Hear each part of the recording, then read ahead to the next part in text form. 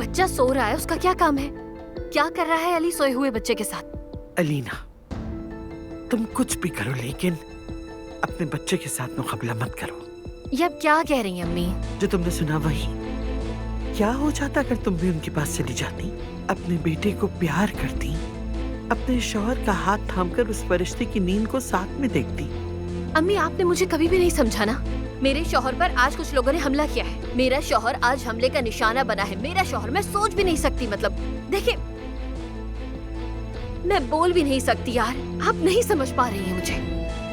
ठीक है, नहीं बोलो बेटा, जाने दो, अब ज्यादा मत सोचो।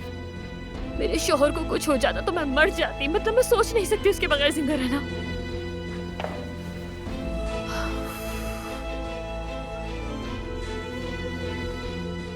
अच्छा ना, आप ये फजूल बातें नहीं करो। यहाँ